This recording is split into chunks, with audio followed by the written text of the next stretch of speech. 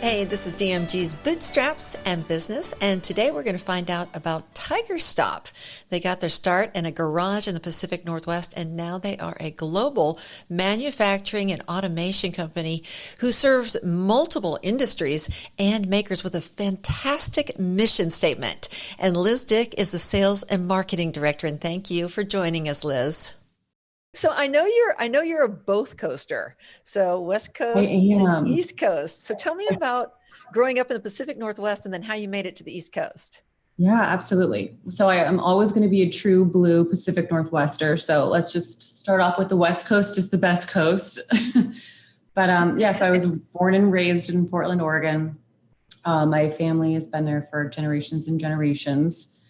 And I made my way back to New York through NYU. I went to college here in Manhattan in 2008 is when I started that adventure. So I stayed in New York for a few years after graduation, and I actually made my way back to the West Coast.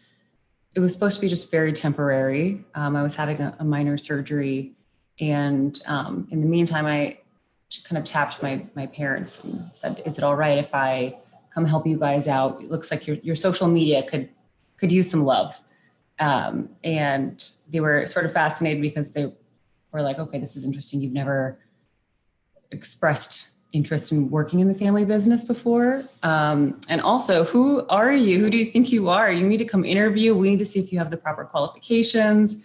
So I had to interview, and it was this funny process. Yeah, it was very much like, "Oh, well, I can just come in and I can just help you guys out and it'll be great." But I definitely had to do the interview process, even though it was in the family business. And I thought it was just going to be sort of a temporary gig. I'd studied pre-law, sociology. I'd been working actually previously at Christie's auction house in the art industry, and never in a million years thought I would end up kind of in machinery manufacturing or capital equipment industry. But I love what I do, and I love our business and our products. And I can also kind of go into a little bit about the company as well. Absolutely.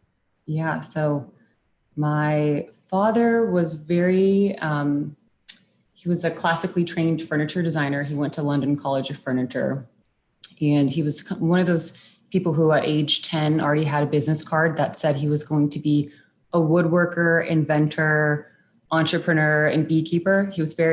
He knew himself very, very well. And so he studied furniture and how to make it, and then ended up starting his own cabinetry company, and realized very quickly that the very simple task of measuring a piece of wood to make kitchen cabinets was actually very difficult, because not everybody can read a tape measure the same way. It's very inconsistent. It can be very inaccurate. And the cost of material when you do make a mistake measuring, when you miscut, is very high. And that's just pure material costs. So it can eat away your bottom line very quickly. So he, being kind of the entrepreneurial inventor, tinkerer, he and a friend in our garage, actually back in 1994, developed this machine that would essentially help quickly and accurately measure material. And my mom was so fed up with him. She said, "If this does not work, you need to get a real job," because he had a million ideas and wasn't always, they weren't always channeled properly. So she did a great job. Sort of, he was the head and she's the neck, and she can kind of channel all of his creative energy. And they went to a trade show back in 1994. It was a woodworking show. Brought this machine to the show, and for days there was very minimal activity. My dad was a complete stress case. He'd put all of his blood, sweat, tears, all of his money into this idea. So my mom kicked him out of the trade show booth. She was like, "You need to take a breather." And then he came back, and they had the first 10 orders. So Wow. she's great. She's has kind of the business mind, the networking, the financial mind. And he passed away in June, but he was the creative spirit. So together they made the most phenomenal team, grew the product line through just distribution at first, and then through direct sales, e-commerce, all over the US, Canada, Mexico, South America, and then opened up a second manufacturing facility in the Netherlands. So now it's a global brand. So talk about bootstrapping from the garage to a global company. Exactly. Complete success story from the garage to sort of not like we can't compare ourselves to like a Jeff Bezos, for example, but the same concept of some nerds in a garage making a really cool product that became very successful. And yeah, I grew up in and around the business. I have an older brother and he did as well. Every summer we had to go to trade shows. I don't know if that's considered illegal labor at that age, but from the age of 8, 9, 10, we were working little summer jobs and side jobs in the factory. So yeah, it was great to have kind of that exposure and to work ethic is really, my parents set a great example for hard work and a nice success story. So your role as social media manager after you did the interview process and the parents let you in and gave you a shot at it grew into your current role, sales and marketing director. So what does that look like today? And what did that journey look like? Yeah, so that was an interesting journey because I had my parents basically, they weren't convinced that I was going to stick around for very long. So they said, whatever you do when you enter the business, own your area and own a small area so that if you're not really going to be disrupting too heavily other departments if you decide that you want to go back to New York immediately or who knows what. So yeah, I started off just creating just basic Instagram account, Twitter accounts, Facebook, just so we could look like we had a pulse online, that we were B2B can be a little bit behind the times. So I really didn't want to take a nod from any other B2B companies. I was looking more at the B2C, customer engagement, interaction, building a community. So then that kind of grew into me working on blog articles, testimonials, case studies. So then I had a weekly sort of lean manufacturing 5S blog that would go out weekly. And then I decided to go to Kellogg Northwestern. They have an executive marketing MBA. So I did that. And that actually really helped me kind of hone in on some of the more specific details. But I have to be frank, my success is due in a large part to DMG. Now, I don't know if we need to edit that out or if I'm not supposed to be plugging DMG, but I've learned so much just from asking questions and being in the room with people who are true professionals at what they do. And I'm curious. So having somebody like Stephen and current folks who have been helping me out just to help guide, and it's been really, really helpful. Well, speaking of that and leveraging the knowledge of DMG, what would you give somebody who is trying to navigate that digital world right now? What kind of tips could you give them? Because you, like you said, are curious, and that's how you get your answers, is ask the questions. And for somebody who started out, on that path, what's your suggestion? That is a great question. It's sort of trying new things and failing well and failing often. I don't know if marketing is an exact science. People can say it is, but it's really, I think, a lot of trial and error. And because digital allows you to test campaigns and then very quickly fine tune your approaches to know, okay, this is not working. Let's axe this campaign quickly. Or, oh wait, this is working. Let's throw more dollars at it, or let's grow it in some capacity. So I think, just definitely trying new things. That sounds sort of simplistic, but I think there is a lot of fear of failure. And I think in marketing, it's changing so rapidly. There's constantly new platforms and new tools, and it's all sort of like the wild, wild west. So having a good partner who has good relationships with the creators of those products is helpful. DMG has a great relationship with various Google reps and Facebook reps, and I feel like I can get very great information about the products quickly from DMG. So So what What have you guys done that you feel worked really, really well for you? Like you took a chance, you took a risk, tried something new, and it was a home run. Well, maybe this isn't so risky or trying something so crazy new, but we have been doing print for almost 2 decades and or more actually. And in was it 2018, we just cut all print. And it was sort of a frightening thing for kind of previous folks in the marketing department and even for our finance department. A few areas in the business were like, oh my gosh, what are we going to do? This is so crazy and drastic, but it's that I wish we had done it much sooner because we just weren't able to gauge, I don't know, really any of the metrics behind what we were doing. And I think we probably added to like a beautiful stack of someone's coffee table magazines in their reception area, but it was difficult to really track what we were doing. So cutting print for sure was a big one for us. And then trying new products, I think has been interesting at trade shows when they still existed pre-COVID.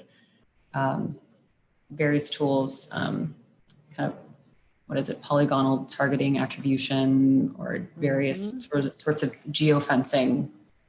But yeah, I think being open to trying new things. Well, I checked out your website, and it's like a resource guide. So it is all encompassing. So how long have you had a website, and did that go through any changes? Yeah, so we actually did a brand new website launch right before COVID hit. So last February was the big launch, which was the timing was a little frightening because yeah, we weren't quite sure what was going to happen or I mean, all the kind of the analytics, we were a little worried about, okay, is this successful? Is this not successful? Or is it not successful because COVID's hitting and people are sort of taking a pause right now? But I could not be happier with the change from our previous site to the new one. I think it's much more engaging and interactive. And it, yeah, like you said, we aim to make it sort of like a resource guide, especially with machinery. When you buy or even if you buy a car, you want to make sure that if the car has issues or the machine has issues, you can find the answers to your problems quickly, get in touch with customer service or buy spare parts. So just making it easier to do business with us has been kind of the aim.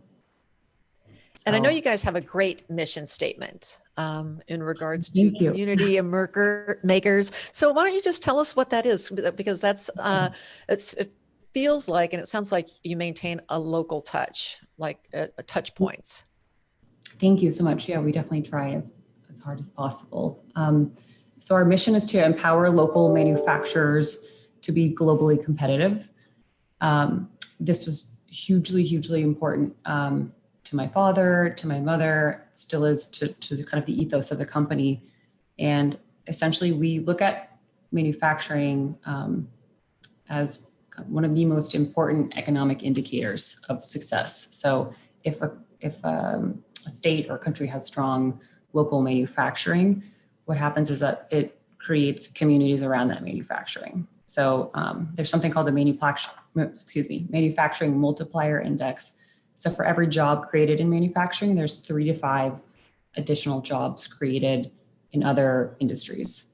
So you can see when those manufacturing jobs are strip mined out of local economies, it's devastating. If you look at Detroit is a good example. So we always sort of look at our product as reducing waste, reducing labor, and really helping local makers who are making really anything from cabinetry to aerospace parts to car parts, construction, do what they do so they can be competitive in their local communities, but also so that they can compete with kind of the global markets. So we stress heavily on local, and sustainability as much as possible. We try to hire people locally as much as possible. We have local vendors. We also try to manufacture everything and components as much as possible in-house, because the goal for us is then to have other manufacturers successful in creating those communities as well. So yeah, it's very, very near and dear to our hearts. And it's sort of, like a story that I heard. I was in school, how NASA does a really good job of creating, the company culture is really around their mission, and they make everybody feel important from the top to the bottom. So they'll have the janitors, if you ask a janitor at NASA what they do, they'll tell you that they send men to the moon. I love that. And so we really try to stress with our own employees that what we do is so incredibly important when we're helping other manufacturers. So all the way down to our customer service and our production, the guys who are building. If you miss one little nut and bolt in the build of that machine, you aren't doing your best to help support other manufacturers be competitive. So it's good. It definitely adds a lot of meaning and value to what we do. So thank you. Great question. Well, sure. And so TigerStop started in your dad's garage, so brick and mortar to online. Are there any resources you can suggest for somebody? Because, we are still in the pandemic and a lot of people have had to make that pivot where you may have had time to grow and take, several years to get from the beginning to where you are now. Other people had to turn on a dime. So anything that you could suggest for somebody who might be in the throes of that now? Yeah, I mean, I guess it's sort of dependent on industry and product specific, but I don't know if I should say this or not, but I love Shopify. So we launched a spare parts store very, very quickly through Shopify. And you can do so very affordably. It's a great platform. So anyone who needs to put something together fairly quickly and they don't have a ton of resources, I think Shopify is a great platform because you can choose. It's sort of like a built-in designer as well. So that would be one quick tip to people who need to turn around quickly from brick and mortar. But it really does take a significant amount of time to do it well if you have thousands and thousands of products. But yeah, I'd say Shopify is a great way to do it. Good. Well, thank you, because so many people did have to make that switch so fast online. So that means websites and then trying to decipher through social media. Like you said, there are so many assets available. It's not just Instagram and Facebook anymore. It is a plethora It's a of lot. it like you said, you came off of print, you went into digital. And if you are a novice or you're just starting out, what's the first question? Is it like, who's your customer? What's your budget? I mean, what are just those first couple of steps for somebody who's just getting there? Who's just getting there in terms of our own customers, or who's kind of reaching the digital, breaching the digital abyss? That's a great question. I mean, I would suspect that anyone, it doesn't matter what industry you're in, B2B, B2C, the first step I would think would be to just give yourself an online pulse. So if you have even just a really basic site, a Facebook page, Instagram page, you don't have to do everything, LinkedIn, but just even having a Google business location. So you can do little things incrementally. Obviously, if you're scaling, I would recommend getting a digital partner. And I think we've found a great digital partner with DMG who's helped, because we kind of started as sort of a one-man show in our marketing department, and you can't end up doing everything. You can't be the one who's posting every single post on all these platforms and monitoring comments and then writing blog articles and managing the site. And it can be very overwhelming. So I think just baby steps, and don't do too much at once. So if you're going to be on social media for the first time, maybe stick to one platform. And then you can kind of get into a rhythm of, oh, well, maybe I can repurpose this content onto this other platform. It doesn't have to be so complex. So, I mean, there's definitely no right answer or right way to go about it, but baby steps. Yes. Well, you have to start somewhere. And starting somewhere for sure. and getting familiar with what is available on the many platforms that are available. Yeah. And then just step 2 is probably just to Google yourself or your company to figure out who you are. Yeah, who you are, and are your search results coming up? Do you need to get some Google ads out there? Yeah, it can be a little bit overwhelming. So again, guys, DMG. Well, Liz, thank you so much for your time today. I appreciate it. Yeah. It's a great story, really, from the fact that a tape measure just wasn't cutting it because you were losing money on the fact that people couldn't read a tape measure, and you're having to do the old measure once, cut twice, but backwards. You know what I mean? Wasting time and money. And really, your dad figured out a way to help people not waste money. Right. Exactly. So yeah, I appreciate your time, and this has been very exciting. And do you have any fun guests coming up next on the show? I'm sure you have a big wait list. We do. A lot of people, it's going to be because it's just basically, just talking about people and their journeys. And people are so interesting in where they come from. And when you look at a website, you don't, like you said, you don't get the pulse. And this is the pulse of what the company is and who the company is. So yes, we have Rivermark Credit Union, Houston's Food and Beverage, and former CEO or sales director of the Trailblazers and Boys and Girls Club. And so, yeah, I mean, it's just a ton of people, and it's going to be so fun to hear their journeys and hear the stories. That's so fun. You might even find out everyone is not as unique. I'm sure everyone has a similar problems and things that they're experiencing navigating this digital kind of landscape. Business. It is challenging. It's just really challenging for people that may have their niece or nephew running their Instagram and they don't know anything about it. And they're, hemorrhaging dollars because they're just not applying the platform the way it needs to be applied. And if you'd like to find out more about Liz or TigerStop or DMG in these podcasts, check out the show notes. Make sure you subscribe, tell your friends about us, and thank you for checking us out. We appreciate it.